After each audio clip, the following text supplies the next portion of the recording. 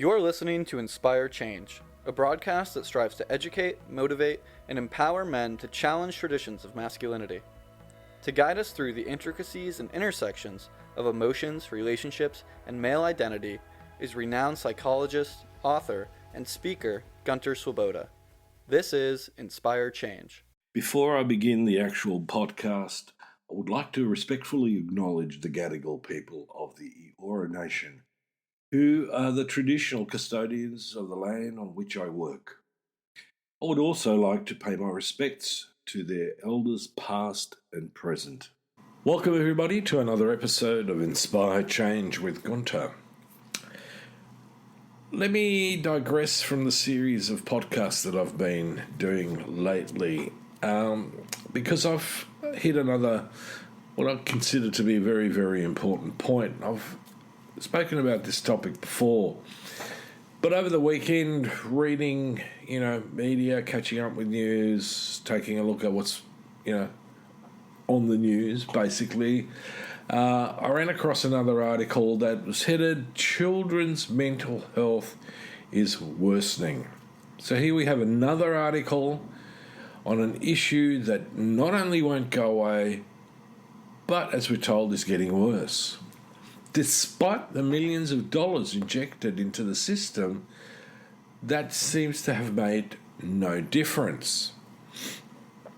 Now, I'd be wondering, as a business person or as a politician, where's my return on investment?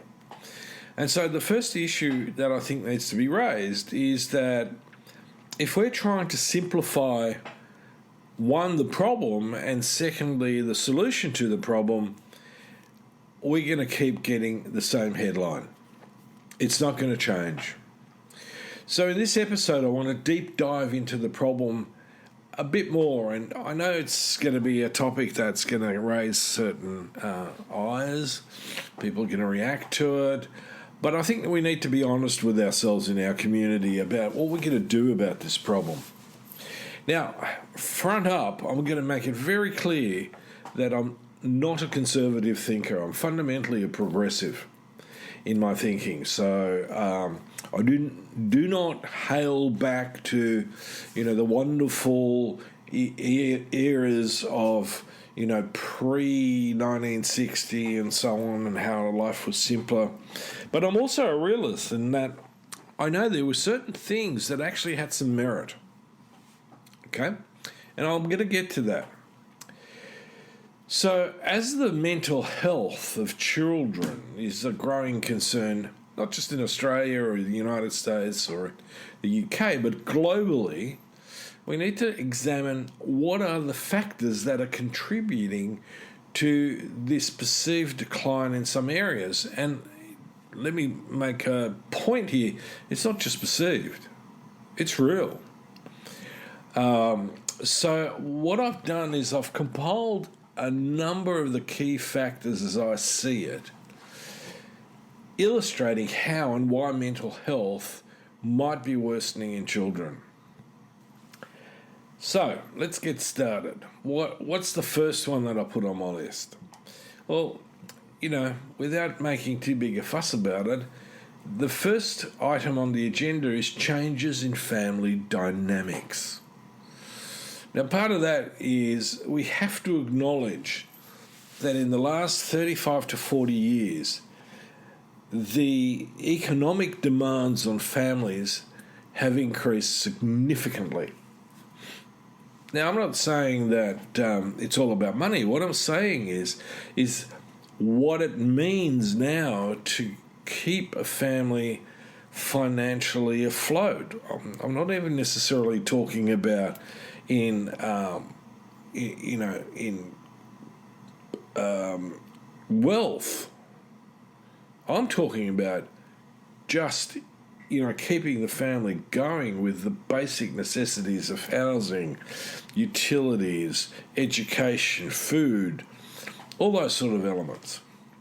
The financial strain or work-related stress in most parents can have a massive impact on children's emotional well-being for lots and lots of different reasons. Okay? But let me spell a couple out. when we look at what creates a safe and secure attachment relationship between a child and a parent, then the availability of the parent is part of that process. The capacity for that parent to attend to that child without distraction is fundamentally important. Now, one of the things that interferes with that attendance are electronic devices. I mean, it's, we're on our phone, we're on our tablet, we're doing work on a notebook or on the computer. And fundamentally, at that point, even though we're at home, we're actually not really truly present with the child. And therefore, we're actually not parenting at a high order. The other major factor in family dynamics is that of divorce and separation. Family breakdowns are inevitably an issue that leads to feelings of instability, anger and sadness, but also anxiety. I work with teenage boys, and a lot of them whose parents are going through a separation and divorce, they will tell me that despite the fact that their parents are reassuring them, they're really not sure about what's going to happen to them. They sort of get told one thing, then something else happens, and the more acrimonious the separation and divorce is, the worse it is for the kids. So that's in a nutshell some of the changes in family dynamics that I think we need to really look at. I think we need to look at how can we alleviate financial strain amongst parents. It's not just that everyone wants a career. In fact, a large percentage of the population, both parents are working not because they want to, but because they have to. Okay, second key issue. There is an increased demand, pressure and expectation on kids to perform, either directly or indirectly. And this is certainly the case in certain cultures, like the tiger bub, and it's also in certain educational systems like private schools. So there's the academic pressure that a child experiences. Our education system is fundamentally competitive. And there is a massive expectation on high grades and standardized tests, and can lead to stress and anxiety. But there are also social expectations within the education system and within the social system as a whole. The pressure to fit in, to look a certain way, to achieve particular milestones also contribute to a child's anxiety and depression. So, and this is not just simply confined to teenagers. We're talking at kids, pre-teenagers. And this whole thing is actually exacerbated by the next point, which is the issue of technology and social media. Now, a friend of mine, Mark Williams, and you've heard me talk about him quite a lot, and you'll be hearing about Mark and from Mark on a number of occasions, because he's a neuroscientist who talks extensively about the negative impact of technology and social media on the development of children. Now, I had a discussion with someone this morning who they've decided to take devices off their kids for a month. And within a couple of days, they discovered they had very different children to the ones who had access to the iPad. And this is a story that I hear all the time, literally on a daily basis. Now, initially, kids fight it. They're angry, sullen, but, given half a chance, they'll adapt to it. They'll start playing with each other. They'll start going outside more, all sorts of stuff. All sorts of healthy stuff. That's not just physically healthy, but it's actually emotionally healthy. Now, one of the things that technology and social media has so adequately provided us, and especially the bully, is a 24/7 platform to keep bullying the kid that you've been bullying at school. And so, the anonymity of the internet makes bullying easier. And even if there's no anonymity, it gives you the opportunity to continue to bully. And so this leads to potentially more and more harmful effects on the kid who's been bullied. And that leads to mental distress. And we know that bullying leads to suicide in some cases. Now, that's appalling. Once upon a time, if you got bullied at school, at least once you were out of school, you could shut the whole thing down. You were given a reprieve until the next morning when you turned back up at school. But no longer. Your technology gives the bully total access at whatever time. The other part of this in technology and social media is the issue of social comparison. We have this constant exposure to other people's curated lives on social media that often looks so much better than the life that we've got. And that leads to feelings of inadequacy and low self-esteem. We have, we suffer affluenza, as Alain de Botton coined the phrase. We need more, want more, just to feel like we're okay, we're normal. And this is seriously nuts. It's seriously toxic. The other factor is that there is a lack of physical activity and outdoor play for most kids.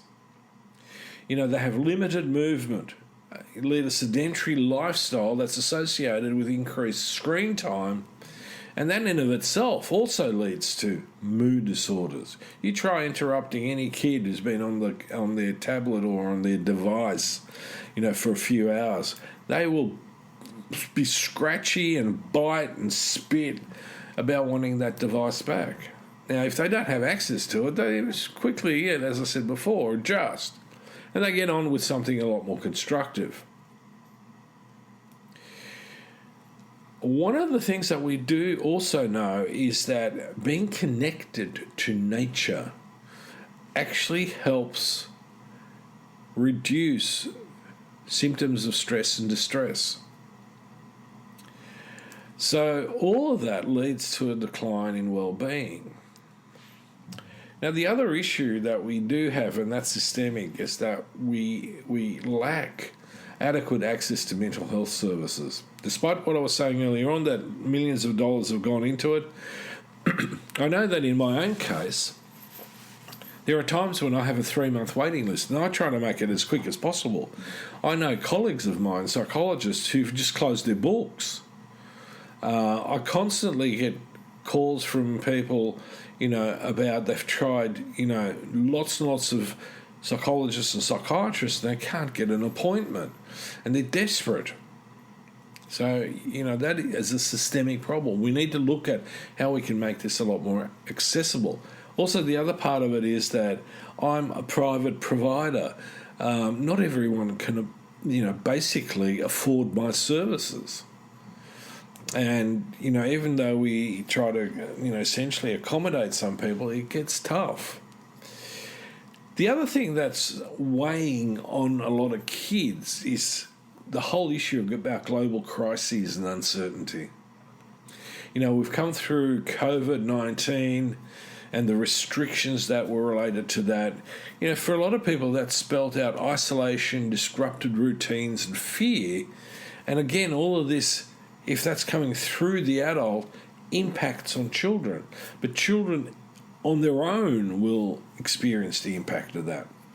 And the other thing, and this is the thing that really ultimately grates on me, is that we have climate anxiety. Because we've got a large group of people globally who keep trying to undermine the science and lie about it. In the meantime, people are sweating their asses off at the moment in Europe with never-to-before experienced temperatures. And so part of that is that kids are growing up with a question mark about whether they can trust the people who are running the system. So their parents might be reassuring, but when they look at the culture as a whole, they've discovered that politicians, corporate leaders and so on lie, and that they're extremely slow to act. Now, I'm not making this up, but my assessment is that if we don't get this together, we are on an extinction train. You know, maybe in 150 to 200 years, there will be no current civilization, human civilization. Either human beings are completely gone, and the planet's probably going to be very thankful for this because we know how it recuperates, but we're gone. We're not actually going to be available. So, you know, this is particularly vexing. Now, one important point that I want to make before I'm going to close today's podcast is that we need to pay particular attention to early exposure to trauma. That is abuse or neglect, but also community violence and the exposure to media, but also the direct exposure to community violence. Just in Sydney alone, there's been a huge increase, if you pay attention to the media and if you live in certain areas, in shootings. And again, kids are exposed to this. This makes a massive difference. And so parents' reaction a lot of the time is they don't let kids go anywhere. They sort of, you know, they have to micromanage them, or they feel they have to micromanage them and helicopter them everywhere. That's not conducive to kids actually growing up feeling safe and secure. So, of course, they're going to be stressed, distressed, and struggling with their mental health. So please give this some serious thought. I'm going to make the next podcast a follow-on from this because there's been an interesting new study that essentially talks about a very simple thing that we can put into place that's going to actually have a massive impact on a lot of kids. So until next time, this is me signing off. Think about what we talked about and then inspire change in yourself and others. Thank you for listening to Inspire Change, a broadcast that strives to educate, motivate, and empower men to challenge traditions of masculinity. For more information on the Making Good Men Great movement, or for individual or group coaching sessions with Gunter, visit makinggoodmengreat.com. For inquiries regarding broadcast topics or appearing on the show, email Miranda@noirtainment.com. That's Miranda at NOIRTAINMENT.com.